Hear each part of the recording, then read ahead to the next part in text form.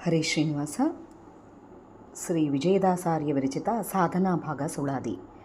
ಜಾತಿಕಾರೇನು ಒಂದು ಜೋಳಿಗೆ ಮಾಡಿಕೊಂಡು ಯಾತರ ಮರದ ಬೇರರದು ಚೂರ್ಣವ ತುಂಬಿಕೊಂಡು ನಡು ಬೀದಿಯೊಳಗೆ ಬಂದು ಥಾಥು ಎಂತೆಂಬ ಗಾರುಡ ಮಂತ್ರವ ಮಾತುಗಾರಿಕೆಯಿಂದ ಕಣ್ಣು ಮಸಕನೆ ತೋರಿ ಬಾತಿ ಬಸಿದು ಪೊಟ್ಟೆಯ ಪೊರೆವಾ ಜಾತಿಕಾರನಂತೆ ನಾನೊಬ್ಬ ವೇಷ ಧರಿಸಿ ನೂತನ ಮಾಯದ ಬೆಡಗಿನಿಂದ ಭೂತ ಸೋಂಕಿದ ಮಾನವನಂತೆ ಹಲವು ನಿಕೇತನಗಳನ್ನು ತಿರುಗಿ ಆತುಮಾರ್ಥವಾಗಿ ಅಂಗಡಿ ವಿರಚಿಸಿ ನೂತ ಪುಣ್ಯಗಳೆಲ್ಲ ಬರಿತುಗೈದು ಭೂತ ಮಹೇಶ್ವರ ವಿಜಯ ವಿಠಲ ನಿನ್ನ ಪ್ರೀತಿಯ ಬಡಿಸದೆ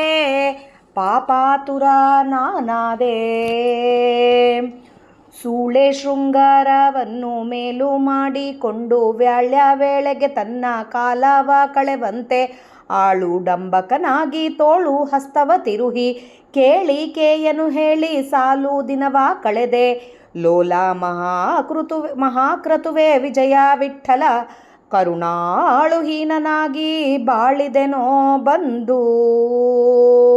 ಅನ್ನದಾನಿ ಎಂಬೋ ಪೆಸರು ಒಂದಲ್ಲದವನ ಮನೆಯಲ್ಲಿ ಗಂಗಾಮೃತವೇ ವರ್ಜವನ್ನು ಮಾಡಿಕೊಂಡು ಕೀರ್ತಿಯ ಪಡೆದಂತೆ ಎನ್ನ ಭಾಗವತನ ಇಂತಿಪ್ಪದಯ್ಯ ಅನ್ಯರ ಕಣ್ಣಿಗೆ ಬಲು ರಮ್ಯವಾಗಿ ಪಾವನ ನೆನೆಸಿಕೊಂಡೆ ಬಹಿರದಲ್ಲಿ ಬಣ್ಣವಲ್ಲದೆ ಲೇಷ ಅಂತರ ಶುಚಿಗಿಲ್ಲ ಚಿನ್ನಣದಲ್ಲಿ ಹಗಲಿರಳು ಪರರ ಬಣ್ಣಿಸಿ ಹರಿದಾಸನೆಂದೆನಿಸಿದೆನೋ ಎನ್ನ ನೋಡು ಬೃಹತ್ತ ವಿಜಯ ವಿಠಲರೆಯ ನಿನ್ನಂಗ್ರಿ ಭಕ್ತಿ ಮಾರ್ಗವನ್ನು ಕಾಣೆನೋ ಜಿಯ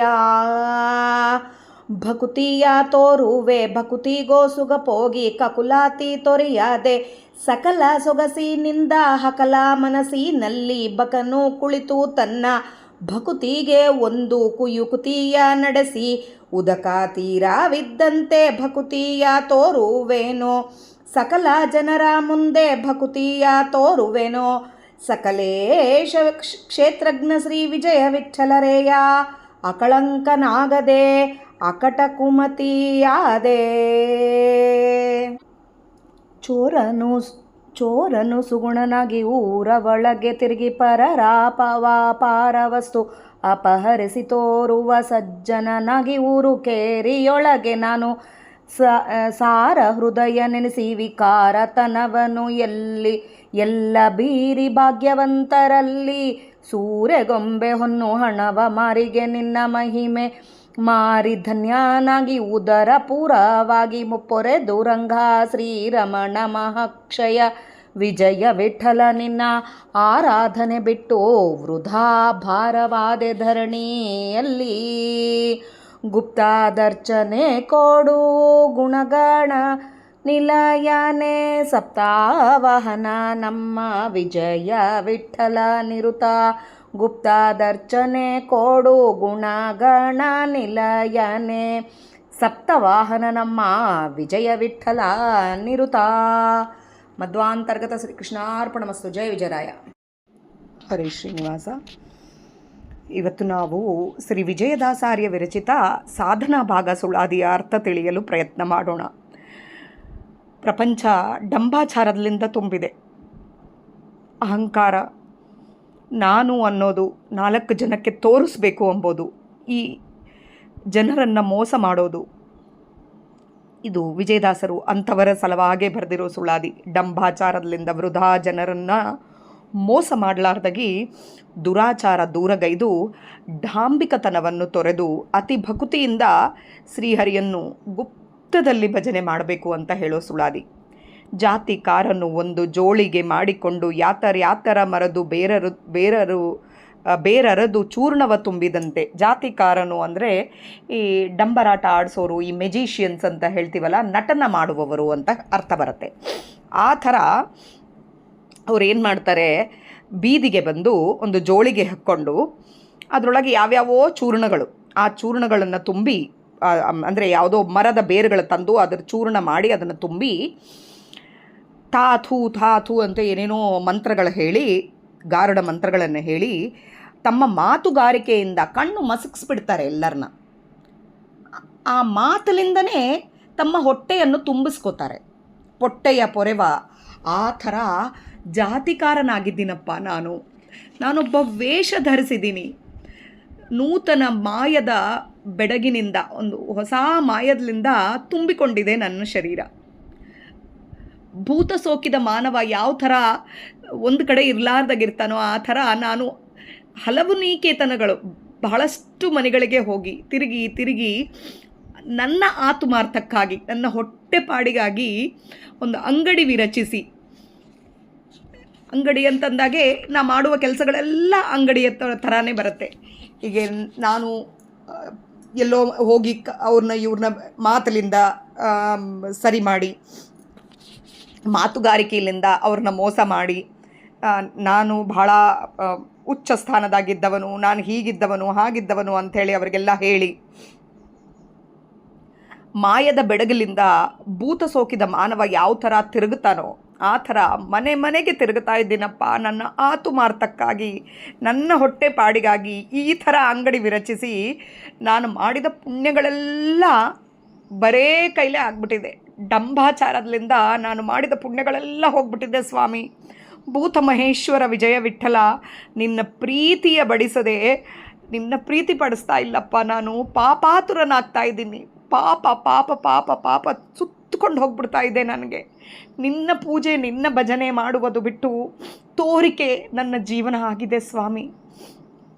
ಬರೇ ತೋರಿಕೆಯಲ್ಲೇ ನಾನು ಜೀವನ ಕಳೀತಾ ಇದ್ದೀನಿ ಅಂತ ಹೇಳ್ತಾ ಇದ್ದಾರೆ ವಿಜಯದಾಸರಲ್ಲಿ. ಇಷ್ಟುವರೆಗೆ ವಿಜಯದಾಸರು ಏನೋ ಮೆತ್ತಗೆ ಹೇಳಿದ್ದಾರೆ, ಇವಾಗ ಭಾಳ ಗಟ್ಟಿಯಾಗಿ ಮನಸ್ಸಿಗೆ ಹೊಡೆಯೋ ಥರ ಹೇಳ್ತಾ ಇದ್ದಾರೆ. ಸೂಳೆ ಶೃಂಗಾರವನ್ನು ಮೇಲು ಮಾಡಿಕೊಂಡು ವ್ಯಾಳೆಗೆ ತನ್ನ ಕಾಲವ ಕಳೆದಂತೆ. ಸೂಳೆ ಪಾತ್ರಗಿತ್ತಿ ಶೃಂಗಾರ ಮಾಡಿ ತನ್ನ ಕಾಲ ಕಳೀತಾ ಇರ್ತಾಳೆ. ಇನ್ನು ಹೆಚ್ಚಿಗೆ ಶೃಂಗಾರ ಮಾಡೋದು, ತಂದು ತಾನು ಆ ಥರ ಮಾಡಿಕೊಂಡು ಕಾಲ ಕಳೀತಾ ಇದ್ದಂಗೆ. ಅಂದರೆ ನಮ್ಮನ್ನೆಲ್ಲ ಆ ಥರ ಅಂದ್ರೆ ನೀನು ಕೂಡ ಆಳು ಡಂಬಕನಾಗಿ, ಡಂಬಾಚಾರದಿಂದ ಕೈಗಳಲ್ಲೆಲ್ಲ ತಿರುಗಿಸ್ತಾ, ನಾನು ಇದೇ ಮಾಡಿದ್ದೀನಿ, ನಾನು ಹೀಗಿರ್ತೀನಿ, ನಾನು ಹಾಗಿರ್ತೀನಿ, ನಾನು ಉಪವಾಸ ಮಾಡ್ತೀನಿ, ಇಲ್ಲ ನಾನು ಯಾವಾಗಲೂ ದೇವರ ನಾಮಸ್ಮರಣೆಯಲ್ಲೇ ಇರ್ತೀನಿ, ಇದನ್ನು ಹೇಳ್ಕೊತಾ ಕೇಳಿಕೆಯನ್ನು ಹೇಳಿ ಸಾಲು ದಿನದ ಕಳೆದೆ ಲೋಲ. ಎಷ್ಟು ದಿನ ಕಳೀತಾ ಇದ್ದೀನಪ್ಪ ನಾನು ಇದೇ ಥರ ಹೇಳಿಕೆ, ಡಂಬಾಚಾರ, ನಾನು ಅಂಬೋ ಅಹಂಕಾರ, ನನ್ನ ಬಿಟ್ಟು ಯಾರೂ ಮಾಡೋದಿಲ್ಲ ಅಂಬೋದು, ಅದು ಏನೋ ನಾನು ತೋರಿಸ್ಬೇಕು ಅಂಬೋದು ಅಹಂಕಾರದಿಂದ ತುಂಬಿ ತುಳುಕ್ತಾ ಇದೆ ಸ್ವಾಮಿ. ಇದು ಮಹಾಕೃತುವೆ ವಿಜಯ ವಿಠಲ ಕರುಣಾಳು. ಹೀನನಾಗಿ ಬಾಳಿದೆನಪ್ಪ ನಾನು, ಬಲು ಹೀನನಾಗಿದ್ದೀನಿ ಸ್ವಾಮಿ ನಾನು. ನಿನ್ನ ಬಿಟ್ಟು ಬರೇ ಡಾಂಬಿಕತನನೇ ನನ್ನ ಜೀವನ ಆಗಿದೆ. ಇಷ್ಟು ಗಟ್ಟಿಯಾಗಿ ಒಂದು ಸೂಳೆ ಶೃಂಗಾರ ಯಾವ ರೀತಿ ಮಾಡ್ತಾ ಇದ್ದಾರೋ ಆ ಥರ ನೀನಿದ್ದೀ ಅಂತ ಹೇಳಿದ ಮೇಲೆ ಇನ್ನು ನೋಡ್ರಿ ನಮಗೆ ಎಷ್ಟು ನರಕ ಅಂತ ಹೇಳೋದು, ಎಷ್ಟು ಡಂಬಾಚಾರದಿಂದ ನಾವೆಲ್ಲ ಬದುಕ್ತಾ ಇದ್ದೀವಿ ಅಂಥೇಳಿ. ನಾನು ಅಂಬೋ ಅಹಂಕಾರ ಹೋಗ್ಲಾರ್ದಾಗಿ ಗುಪ್ತದರ್ಚನೆ ಮಾಡೋದು ಬಿಟ್ಟು ಮನೆಗೆ ಹೋಗಿ ನಾನು ಮಾಡ್ತಾ ಇದ್ದೀನಿ ಅಂಬೋದು ತೋರಿಕೊಳ್ತಾ ಎಲ್ಲರಿಗೆ ನಾನೇ ದೊಡ್ಡವನು ಅಂಥೇಳಿ, ದೊಡ್ಡ ಆಚಾರಶೀಲನು ಅಥವಾ ತೋರಿಕೊಳ್ಳೋನು, ಈ ಥರ ಮಾಡ್ಕೊತಾ ನಾನು ಜೀವನ ವ್ಯರ್ಥ ಮಾಡಿಕೊಂಡು ನಾನು ಮಾಡಿದ ಪುಣ್ಯಗಳನ್ನೆಲ್ಲ ಹೋಗೋ ಥರ ಮಾಡ್ಕೊತಾ ಇದ್ದೀನಿ. ಬರಿಗೈಲೇ ಆಗಿದ್ದೀನಿ ಸ್ವಾಮಿ, ನೀನೇ ಕಾಪಾಡಬೇಕಪ್ಪ. ನಾನು ಹೀನನಾಗಿ ಬಾಳ್ತಾ ಇದ್ದೀನಪ್ಪ, ಒಂದು ಹೀನನಾಗಿ, ಡಂಬಕತನದಿಂದ ಹೀನನಾಗಿ, ಬರೇ ನನ್ನ ಮಾತುಗಾರಿಕೆಯಿಂದ 4 ಜನನ್ನ ಮೋಸ ಮಾಡಿ ಬದುಕ್ತಾ ಇದ್ದೀನಿ ಸ್ವಾಮಿ ಅಂಥೇಳಿ ಇಲ್ಲಿ ವಿಜಯದಾಸರು ಹೇಳ್ತಾ ಇದ್ದಾರೆ. ಅನ್ನದಾನಿ ಎಂಬೋ ಪೆಸರು ಒಂದಲ್ಲದವನ ಮನೆಯಲ್ಲಿ ಅನ್ನದಾನ ಮಾಡೋದಿಲ್ಲ ಅವನು ಅಂಥೇಳಿ ಅವನ ಮನೆಯಲ್ಲಿ ನಾನು ಗಂಗಾ ಅಂದರೆ ನೀರು ಕೂಡ ಕುಡಿಯೋದಿಲ್ಲ ಅಂತ ಹೇಳಿ ಏನೋ ದೊಡ್ಡ ಕೀರ್ತಿ, ಅಂದರೆ ಅವನ ಮನೆಯಾಗ ಅನ್ನದಾನನೇ ಆಗಲ್ಲ, ಅವ್ರ ಮನೆಯಲ್ಲಿ ನಾನು ನೀರು ಕುಡಿಯಲ್ಲ, ಇದನ್ನು 4 ಜನಕ್ಕಲ್ಲ 1000 ಜನಕ್ಕೆ ಹೇಳ್ಕೊಂಡು ತಿರುಗೋದು. ಈ ವರ್ಜನ ಮಾಡಿಕೊಂಡು ಕೀರ್ತಿಯ ಪಡಿತಾ ಇದ್ದೀನಿ ನಾನು.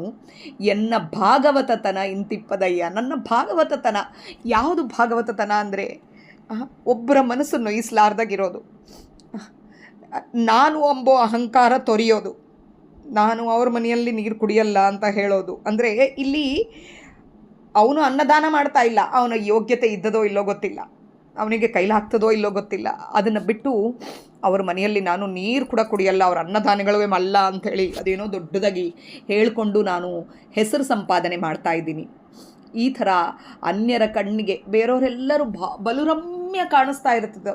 ಎಷ್ಟು ಆಚಾರಶೀಲ, ಎಷ್ಟು ಆಚಾರವಂತ, ಎಷ್ಟು ಅದೆಷ್ಟು ಇದು ಮಾಡ್ತಾನೆ ಅಂಥೇಳಿ ಪಾವನ ನೆನೆಸಿಕೊಂಡೆ, ಹೊರಗಡೆ ಎಲ್ಲ ಪಾವನ ನೆನೆಸ್ಕೊಂಡೆ. ಬಹಿರದಲ್ಲಿ ಬಣ್ಣವಲ್ಲದೆ ಲೇಷ ಅಂತರ ಶುಚಿ ಇಲ್ಲ. ಬಹಿರದಲ್ಲೆಲ್ಲ ಬಣ್ಣ ಇದೆಯಪ್ಪ, ನನಗೆ ಒಳಗೆ ಅಂತರ ಶುಚಿನೇ ಇಲ್ಲ. ಬಿನ್ನಣದಲ್ಲಿ ಹಗಲಿರಳು ಪರರ ಬಣ್ಣಿಸಿ ಹರಿದಾಸನೆಂದೆನಿಸಿದೆನೋ. ಎಲ್ಲ ಹಗಲಿರಳು ಬೆಳಗ್ಗೆ ರಾತ್ರಿ ಅಂತ ಇಲ್ಲಾರ್ದಾಗಿ ಬೇರೆಯವ್ರನ್ನೆಲ್ಲರನ್ನ ನನ್ನ ಮಾತುಗಾರಿಕೆಯಿಂದ ಅಥವಾ ನನ್ನ ಡಾಂಬಿಕತನದಲ್ಲಿಂದ ಹರಿದಾಸ ನಾನು ಅಂತ ಹೇಳಿಸ್ಕೊಂಡಪ್ಪ.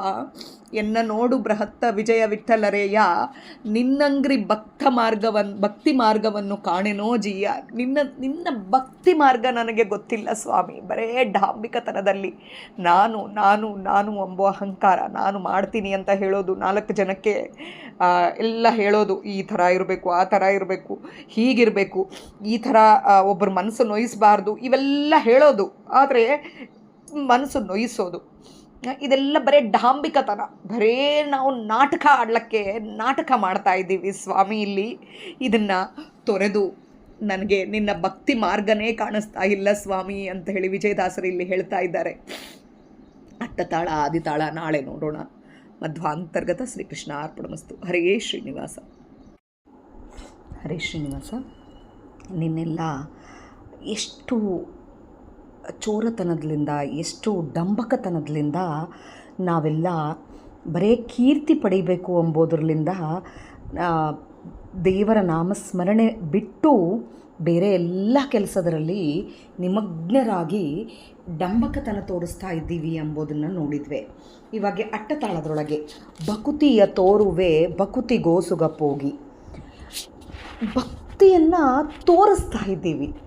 ಎಷ್ಟು ಜನ ಮಾಡ್ತಾ ಇಲ್ಲ, ಎದೆ ಮೇಲೆ ಕೈ ಹಾಕ್ಕೊಂಡು ಹೇಳಬೇಕು. ಯಾರೋ ನೋಡ್ತಾ ಇದ್ದಾರೆ ಅಂಥೇಳಿ ನಾವು ಮೇಲೆ ನಮಸ್ಕಾರ ಮಾಡೋದು, ಇಲ್ಲ ಇದು ಬರ್ತದೆ ನನಗೆ ಅಂತ ಹೇಳ್ಕೊಳ್ಳೋದು, ನಾನು ಭಕ್ತಿ ಭಾಳ ಅಂತ ಹೇಳ್ಕೊಳ್ಳೋದು, ಯಾರನ್ನ ಮನೆಗೆ ಬಂದಾಗೆ ಕಣ್ಣು ಮುಚ್ಕೊಂಡು ಕೂತಿರೋದು, ಇಲ್ಲ ಒಬ್ಬರು ನೋಡ್ತಾ ಇದ್ದಾರೆ ಅಂದಾಗ ಏನೋ ತನ್ಮಯವಾಗಿ ಇರೋದು, ಇವೆಲ್ಲ ಭಕ್ತಿಗೋಸ್ಕಪ್ಪೋಗಿ ಕಕುಲಾತಿ ತೊರೆಯದೆ ಸಕಲ ಸೊಗಸಿನಿಂದ ಹಕಲ ಮನಸ್ಸಿನಲ್ಲಿ ಕೆಟ್ಟ ಮನಸ್ಸಿನಿಂದ ನಾವೇನು ಮಾಡ್ತಾ ಇದ್ದೀವಿ ಅಂದರೆ ಬಕಪಕ್ಷಿ ಕೂತಂಗೆ ಕೂತಿರ್ತಿದ್ದೀವಿ. ಅಂದರೆ ಬಕಪಕ್ಷಿ ಏನು ಮಾಡ್ತದ, ನೀರಿನ ಹತ್ರ ಕೂತ್ಕೊಂಡಿರ್ತದ, ಅದು ಸುಮ್ಮನೆ ಕೂತಿರ್ತದ. ಯಾವಾಗೆ ಮೀನು ಬರ್ತದೋ ಅವಾಗೆ ಅಸಲು ಅದು ಇದ್ದದ ಇಲ್ಲ ಅಂತ ಕೂಡ ಗೊತ್ತಾಗೋದಿಲ್ಲ, ಆ ಥರ ಬಂದು ಮೀನನ್ನು ತೊಗೊಂಡು ಹೋಗ್ಬಿಡ್ತದ. ಅಂದರೆ ನಾವು ಕೂಡ ಭಕುತಿಗೆ ಒಂದು ಕುಯುಕ್ತಿ ಇದ್ದದ. ನಮಗೆ ಯಾವ ಭಕ್ತಿ ಇದ್ದರೆ ಕೂಡ ಅದಕ್ಕೊಂದು ಕುಯುಕ್ತಿ. ಇಲ್ಲಿ ಭಕ್ತಿ ಇದ್ದಾಗೆ ಬರೀ ತೋರಿಕೆ ಒಂದೇ ಅಲ್ಲ, ಭಕ್ತಿ ಯಾವಾಗ ಬರುತ್ತೆ, ನಮಗೆ ಏನಾದರೂ ತ್ರಾಸಿದ್ದಾಗೆ ಜಗ್ಗಿ ಭಕ್ತಿ ಬಂದ್ಬಿಟ್ಟು ದೇವ್ರ ಗುಡಿಗಳು ತಿರುಗೋದು, ನಮಸ್ಕಾರ ಮಾಡೋದು, ನಮಸ್ಕಾರ ಹಾಕೋದು, ಹೀಗೆ ತೋರಿಕೆ ಜಾಸ್ತಿ ಆಗ್ತಾ ಇದೆ. ತೋರಿಕೆ 4 ಜನಕ್ಕೆ ತೋರಿಸ್ಬೇಕು, ನಾವಿಷ್ಟು ದಾನ ಕೊಡ್ತಾ ಇದ್ದೀವಿ, ನಾವಿಷ್ಟು ಮಂದಿನ ಊಟಕ್ಕೆ ಕರಿತಾ ಇದ್ದೀವಿ, ಇದು ಹೇಳ್ಕೊಳ್ಳೋದು. ಅಂದರೆ ದಾನ ಕೊಡಬಾರ್ದು ಅಂತ ಹೇಳಿಲ್ಲ, ಊಟಕ್ಕೆ ಕರಿಬಾರ್ದು ಅಂತ ಹೇಳ್ತಾ ಇಲ್ಲ. ಇಲ್ಲಿ ತೋರಿಕೆ ಜಾಸ್ತಿ ಆಗ್ತಾ ಇದೆ. ಯಾವ ಥರ ಬಕಪಕ್ಷಿ ಬಂದು ಆ ಮೀನನ್ನು ಹೊಡ್ಕೊಂಡು ಹೋಗ್ತದೋ ಆ ಥರ ಯಾರಾದರೂ ನಮ್ಮ ಹತ್ರ ಬಂದು ನಾವು ಏನಾದರೂ ಹೇಳ್ತಾ ಇದ್ದೀವಿ ಅಂತಂದ್ಗಳಿಗೆ ಸಕಲ ಜನರ ಮುಂದೆ ಭಕ್ತಿ ತೋರಿಸಿ ನಾವು ಕೀರ್ತಿನ ಹೊಡ್ಕೊಂಡು ಹೋಗ್ಬಿಡ್ತಾ ಇದ್ದೀವಿ. ಕೀರ್ತಿ ಅಥವಾ ಧನದ ಅಪೇಕ್ಷೆ, ರೊಕ್ಕದ ಅಪೇಕ್ಷೆ ಯಾವುದು ಅಂತ ಹೇಳಕ್ಕೆ ಬರಲ್ಲ. ಹೆಸರಿಗೆ ಭಾಳ ಜನ ಮಾಡ್ತಾ ಇರೋದು. ನಮಗೆ ಹೆಸರು ಬರಬೇಕು, ನಾನು ಮಾಡಿದೆ, ದೇವರು ಯಾವತ್ತು ನಾನು ಅಂಬೋದು ಬಿಡಿಸ್ತಾನೋ ಅವತ್ತು ನಾವು ಉದ್ಧಾರ ಆದಂಗೆ. ಅದು ನಮ್ಮ ಜೀವನದಾಗೆ ಬಿಡೋದು ಭಾಳ ಕಷ್ಟ. ನಾಹಂಕರ್ತ ಹರಿಕರ್ತ ಅಂತ ಬಾಯಿಲಿಂದ ಹೇಳ್ತೀವಿ, ಆದರೆ ಮನಸ್ಸಿನಲ್ಲಿ ನಾನು ಮಾಡಿದೆ, ನಾನು ಹೇಳಿದೆ, ನಾನು ಮಾಡಿದೆ, ಸ್ವಾಮಿ ನೀನು ನಿಂತು ಮಾಡಿಸ್ಲಿಲ್ಲ ಅಂದರೆ ನಾನು ಏನು ಮಾಡ್ತೀನಿ ಅಂತ ಕ್ಷಣಕ್ಕೆ ನಾವು ಅನ್ಕೊಳ್ಳೋಕ್ಕೆ ಪ್ರಯತ್ನ ಮಾಡಬೇಕು. ಅದಕ್ಕೆ ಸಕಲ ಜನರ ಮುಂದೆ ಭಕುತೆ ತೋರ್ತಾ ಇದ್ದೀನಪ್ಪ ನಾನು. ಇದು ತೋರಿಕೆಗೆ ಬಂದ ಭಕ್ತಿ ಆಗಿದೆ ಆಗಲಿ, ನನಗೆ ನಿನ್ನ ಮೇಲೆ ಭಕ್ತಿ ಇಲ್ಲ ಸ್ವಾಮಿ, ಬರೇ ನನಗೆ ತೋರಿಕೆ. ಅದಕ್ಕೆ ಸಕಲೇಶ ಕ್ಷೇತ್ರಜ್ಞ ಶ್ರೀ ವಿಜಯ ವಿಠ್ಠಲರೇಯ ಅಕಳಂಕನಾಗದೆ, ಕೆಟ್ಟವನಾಗಲಾರ್ದಾಗಿ ಕಳಂಕನಾಗಿ ಅಕಟ ಕುಮತಿಯಾದೆ. ಅಕಳಂಕನಾಗಿಬಿಟ್ಟಿದ್ದೀನಪ್ಪ ನಾನು, ಕುಮತಿ ಆಗಿಬಿಟ್ಟಿದ್ದೀನಿ, ಕೆಟ್ಟ ಮತಿಯವನಾಗಿ ಬಿಟ್ಟಿದ್ದೀನಪ್ಪ ನಾನು. ಇಲ್ಲಿ ಬರೀ ನನ್ನ ತೋರಿಕೆ ಸಲುವಾಗಿ ಭಕ್ತಿ ಮಾಡಿದರೆ ಕೂಡ ಎಷ್ಟೋ ಕಡೆ ನೋಡ್ತಾ ಇರ್ತೀವಿ, ಹಾಡು ಆಡ್ತಾ ಇರ್ತಾರೆ, ಭಜನೆ ಮಾಡ್ತಾ ಇರ್ತಾರೆ, ಒಬ್ಬರು ನೋಡ್ತಾ ಇದ್ದಾರಾ ಇಲ್ಲ ಅಂತ ಕೇಳ್ತಾ ಇರ್ತಾರೆ. ಈ ಒಂದ್ಸರಿ ಕರ್ನೂಲ್ ಶ್ರೀನಿವಾಸಾಚಾರ್ಯರು ಇದಕ್ಕೆ ಹೋಗಿದ್ದರು, ಮಂತ್ರಾಲಯಕ್ಕೆ ಹೋದಾಗೆ ಅವ್ರು ಹೇಳ್ತಾರೆ ಇದರೊಳಗೆ ಎಲ್ಲರೂ ರಾಯರಿಗೆ ನಮಸ್ಕಾರ ಮಾಡ್ತಾ ಇದ್ರಂತೆ. ಹೀಗೆ ವೃಂದಾವನಕ್ಕೆ ನಮಸ್ಕಾರ ಮಾಡೋದು, ಬುಗ್ಗಿ ನಮಸ್ಕಾರ ಮಾಡೋದು, ಏನೇನೋ ಮಾಡ್ತಾ ಇದ್ರಂತೆ. ಅವಾಗೆ ಒಂದು ಹುಡುಗಿ ಮಾತ್ರ ಕೂತ್ಕೊಂಡು ನಗ್ತಾ ಕೂತ್ಕೊಂಡಿದ್ಲಂತೆ. ಅಲ್ಲಿ ಕೂತ್ಕೊಂಡಾಗೆ ಕರ್ನೂಲ್ ಶ್ರೀನಿವಾಸಾಚಾರ್ಯ ಬಂದು, ಯಾಕಮ್ಮ ಎದಕ್ಕೆ ನಗ್ತಾ ಇದ್ದೀ ಅಂದರೆ, ಅಲ್ಲರಿ ಅಜ್ಜ, ಈ ಎಲ್ಲರೂ ಇಲ್ಲಿ ವೃಂದಾವನ ನೋಡಿ ನಮಸ್ಕಾರ ಮಾಡ್ತಾ ಇದ್ದಾರೆ, ರಾಯರು ವೃಂದಾವನ ಮೇಲೆ ಇಲ್ಲಲ್ಲ, ಒಳಗೆಲ್ಲೋ ಇದ್ದಾರೆ. ಅಷ್ಟು ಒಳಗಿದ್ದವರಿಗೆ ಮೇಲಿಂದ ನಮಸ್ಕಾರ ಮಾಡಿಕೊಂಡು ರಾಯರು ನೋಡಿದೆ ಅಂಥೇಳಿ ಮಾಡ್ತಾ ಇದ್ದಾರೆ, ನನಗೆ ಕೆಳಗೆ ಕಾಣಿಸ್ತಾ ಇದ್ದಾರೆ ರಾಯರು ಅಂತ ಹೇಳ್ತಾಳಂತೆ ಹುಡುಗಿ. ಅದು ಭಕ್ತಿ ಅಂದರೆ. ಎಷ್ಟು ಜನಕ್ಕೆ ನಮಗೆ ರಾಯರು ಒಳಗಡೆ ಇದ್ದಾರೆ.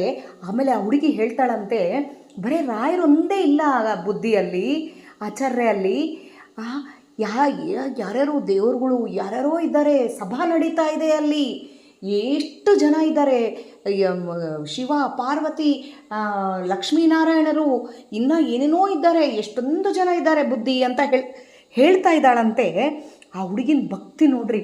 ಯಾವತ್ತಾದರೂ ನಾವು ರಾಯರ ವೃಂದಾವನಕ್ಕೆ ಹೋಗಿ ನಮಸ್ಕಾರ ಮಾಡಿದಾಗೆ ಇವೆಲ್ಲ ನಮಗೆ ಕಾಣಿಸಿದೆನಾ, ಇವೆಲ್ಲ ನಮಗೆ ಗೊತ್ತಾಗಿದೆನಾ, ಇಷ್ಟೆಲ್ಲ ಜನರು ಒಳಗೆ ಇದ್ದಾರೆ ಎಂಬುದು ನಮಗೆ ಗೊತ್ತಾಗಿದೆನಾ? ಅದು ನಿಜವಾದ ಭಕ್ತಿ ಆ ಹುಡುಗಿಗೆ ಇದ್ದಿದ್ದು. ಆ ಹುಡುಗಿಗೆ ಕಾಣಿಸಿದಂಗೆ ನಮಗೆ ಯಾವತ್ತಾದರೂ ರಾಯರು ಕಾಣಿಸಿದಾರಾ? ಅದು ಭಕ್ತಿ ಅಂದರೆ ಅದು.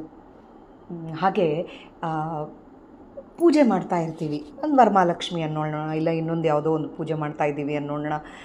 ಅಲ್ಲಿ ಬರೇ ಒಂದು ಕಲಶ ಕೂಡಿಸಿ ಅದಕ್ಕೆ ಹೂವು ಏರಿಸಿ ಇದು ಚಂದ ಕಾಣಿಸದ, ಇಲ್ಲ ಇದು ಹೇಗಿದ್ದದ, ಇಷ್ಟೇ ನೋಡ್ತಾ ಇದ್ದೀವಿ. ಕಲಶನೇ ದೇವರಲ್ಲ, ಕಲಶ ಒಳಗೆ ದೇವರನ್ನ ಆಹ್ವಾನ ಮಾಡ್ತಾ ಇದ್ದೀವಿ ನಾವು. ಇದು ತಿಳ್ಕೋಬೇಕು ನಾವು. ಇದು ಭಕ್ತಿ ಅಂದರೆ. ಬರೇ ನಮಗೆ ತೋರಿಕೆ ಇಷ್ಟು ಚೆನ್ನಾಗಿ ಡೆಕೋರೇಷನ್ ಮಾಡಿದ್ರಿ, ಇಷ್ಟು ಚೆನ್ನಾಗಿ ಮಾಡಿದ್ರಿ, ಅದು ಹೇಳಿಸ್ಕೋಬೇಕು ಅಂಬೋದ್ರಲ್ಲಿಂದ ನಾವು ತೋರಿಕೆ ಜೀವನ ಆಗ್ತಾ ಇದೆ. ಇದು ಭಕ್ತಿ ಅಲ್ಲ ಅಂಥೇಳಿ ವಿಜಯದಾಸರು ಗಟ್ಟಿಯಾಗಿ ಹೇಳ್ತಾ ಇದ್ದಾರೆ. ಆಮೇಲೆ ಆದಿತಾಳದ್ರೊಳಗೆ, ಚೋರನು ಸುಗುಣನಾಗಿ ಊರ ಒಳಗೆ ತಿರುಗಿ ಪರರಾಪಾರ ವಸ್ತು ಅಪಹರಿಸಿ, ಕಳ್ಳ ಒಂದು ಒಳ್ಳೆ ಗುಣದವನು ಅಂತ ಹೇಳಿ ಊರಾಗೆಲ್ಲ ತಿರುಗಾಡ್ತಾ ಇದ್ದಾನೆ, ಬೇರೆಯವರ ವಸ್ತುಗಳನ್ನು ಅಪಹರಿಸ್ತಾ ಇದ್ದಾನೆ. ಆ ಥರ ಸಜ್ಜನನಾಗಿ ನಾನು ಊರು ಕೇರಿಯೊಳಗೆ ನಾನು ಸಾರ ಹೃದಯನೆನಿಸಿ ಒಳ್ಳೆಯವನು ಅಂತ ಎನಿಸಿ ವಿಕಾರತನವನ್ನು ಎಲ್ಲ ಬೀರಿ ಭಾಗ್ಯವಂತರಲ್ಲಿ ಬಹಳ ಹಣ ಇದ್ದರಲ್ಲಿ ಹೋಗಿ ಸೂರಿಗೊಂಬೆ ಹೊನ್ನು ಹಣವ ಮಾರಿಗೆ ನಿನ್ನ ಮಹಿಮೆ, ನಿನ್ನ ಮಹಿಮೆ ಬಿಟ್ಟು ಬರೇ ಹೊನ್ನು ಹಣ ಇದ್ರ ಸಲುವಾಗಿ ನಾನು ಹೋಗ್ತಾ ಇದ್ದೀನಲ್ಲಪ್ಪ, ಧನ್ಯನಾಗಿ ಪೂರವಾಗಿ ಪೊರೆದೆ ರಂಗ, ನಿನ್ನ ಬರೇ ಹಣ ಇದ್ದವರ ಮನೆಯಲ್ಲಿ ಹೋಗಿ ಹೊಟ್ಟೆ ಸಲುವಾಗಿ ನಿನ್ನ ಪೂಜೆ ಮಾಡ್ತಾ ಇದ್ದೀನಲ್ಲಪ್ಪ ರಂಗ. ಶ್ರೀರಮಣ ಮಹಾಕ್ಷಯ ವಿಜಯ ವಿಠ್ಠಲ ನಿನ್ನ ಆರಾಧನೆ ಬಿಟ್ಟು ವೃಥಾ ಭಾರವಾದೆ ಧರಣಿಯಲ್ಲಿ ಅಂತ ಹೇಳ್ತಾ ಇದ್ದಾರೆ. ನಿನ್ನ ನಾಮಸ್ಮರಣೆ, ನಿನ್ನ ಆರಾಧನೆ ಬಿಟ್ಟು ನಾನು ಧರಣಿಯಲ್ಲಿ, ಈ ಭೂಮಿಯಲ್ಲಿ ಭಾರ ಆಗಿ ತಿರುಗ್ತಾ ಇದ್ದೀನಪ್ಪ ಅಂತ ಹೇಳ್ತಾ ಇದ್ದಾರೆ. ಅದಕ್ಕೆ ಇವೆಲ್ಲ ನನಗೆ ಬೇಡ, ಗುಪ್ತದರ್ಚನ ಮಾಡಿಸು ಅಂತ ಕೇಳಬೇಕು. ಗುಪ್ತದರ್ಚನೆ ಅಂದರೆ ತೋರಿಕೆ ಈ 4 ಜನ ಇದ್ದಾರೆ, ಅವ್ರ ಸಲುವಾಗಿ ನಾನಿದ್ದೀನಿ. ಗುಪ್ತದರ್ಚನೆ ಕೊಡು ಗುಣಗಣ ನಿಲಯಾನೇ ಸಪ್ತವಾಹನನಾದ ನಮ್ಮ ವಿಜಯ ವಿಠ್ಠಲ ನಿರುತ. 7 ವಾಹನಗಳಿದ್ದಾತ ನಮ್ಮಪ್ಪ ವಿಜಯ ವಿಠ್ಠಲ ನಿರುತ. ಗುಪ್ತದರ್ಚನೆ ಕೊಡು, ನಿನಗೆ ಮನಸ್ಸಿನಲ್ಲೇ ಅರ್ಚನೆ ಮಾಡೋ ನನಗೆ ಆ ಶಕ್ತಿ ಕೊಡು. 4 ಜನಕ್ಕೆ ಆ ಡಂಬಕತನದಿಂದ ಆ ಭಕ್ತಿಯನ್ನು ತೋರಿಸೋದು, ಈ ತೋರಿಕೆ ಜೀವನದಿಂದ ನನ್ನ ಹೊರಗಾಕು ಸ್ವಾಮಿ ಅಂತೇಳಿ ವಿಜಯದಾಸರು ಇಲ್ಲಿ ನಮ್ಮೆಲ್ಲರ ಪರವಾಗಿ ಈ ಸುಳಾದಿ ಮುಂದೆ ಯಾರ್ಯಾರು ಹೇಳ್ತಾರೋ ಅವ್ರ ಪರವಾಗಿ. ಅವರಿಗೆ ಭಕ್ತಿ ಇಲ್ಲ ಅಂತಂದರೆ ನಾವು ಪಾಪಕ್ಕೆ ಹೋಗ್ತೀವಿ. ಅವರಿಗೆ ಭಕ್ತಿ, ಅಪಾರವಾದ ಭಕ್ತಿ ಇದ್ದವರು ವಿಜಯದಾಸರು. ಹಾಗೆ ಅವರು ಈ ಸುಳಾದಿಗಳು ಯಾರ್ಯಾರು ಓದ್ತಾ ಇದ್ದಾರೋ ಅವರೆಲ್ಲರಿಗೆ ಈ ಯಾರಿಗೆ ಭಕ್ತಿ, ಇದರಾಗೆ ಭಕ್ತಿ ಇದ್ದವರು, ಭಾಳ ಭಕ್ತಿ ಇದ್ದವರು ಇರ್ತಾರೆ, ಇರಲಿಲ್ಲದವರು ತೋರಿಕೆ ಸಲುವಾಗಿ ಜೀವನ ನಡೆಸ್ತಾ ಇರೋರು ಭಾಳ ಜನ ಇರ್ತಾರೆ. ಅದು ಬಿಟ್ಟು ದೇವರನ್ನು ಸದಾ ಮನಸ್ಸಿನಲ್ಲಿ ಅರ್ಚನೆ ಮಾಡುವಷ್ಟು ಗುಣ ನಮಗೆ ಇದು ಮನಸ್ಸು ನಮಗೆ ಕೊಡು ಅಂಥೇಳಿ ಆ ದೇವರಲ್ಲಿ ಪ್ರಾರ್ಥನೆ ಮಾಡಬೇಕು ಅಂಥೇಳಿ ನಮ್ಮ ಪರವಾಗಿ ವಿಜಯದಾಸರು ಕೂಡ ಪ್ರಾರ್ಥನೆ ಮಾಡ್ತಾ ಇದ್ದಾರೆ. ಇದು ನನ್ನ ಜೀವನ ಯೋಕ್ತಿಗೆ ಎಷ್ಟು ಅರ್ಥ ಆಗಿದೆನೋ ಅಷ್ಟೇ ಹೇಳೋಕ್ಕೆ ಪ್ರಯತ್ನ ಮಾಡಿದ್ದೀನಿ. ನಾಹಂಕರ್ತ ಹರಿಕರ್ತ, ದೇವರು ನುಡಿಸಿದ್ದು ನಾನು ನುಡಿದಿದ್ದು. ಅವನು ನುಡಿಸ್ಲಿಲ್ಲ ಅಂತಂದರೆ ನನಗೊಂದು ಅಕ್ಷರ ನುಡಿಲಕ್ಕೆ ಆಗಲ್ಲ. ಇದು ಮಧ್ವಾಂತರ್ಗತ ಶ್ರೀಕೃಷ್ಣ ಅರ್ಪಣಮಸ್ತು. ಜೈ ವಿಜಯರಾಯ. ಹರೇ ಶ್ರೀನಿವಾಸ.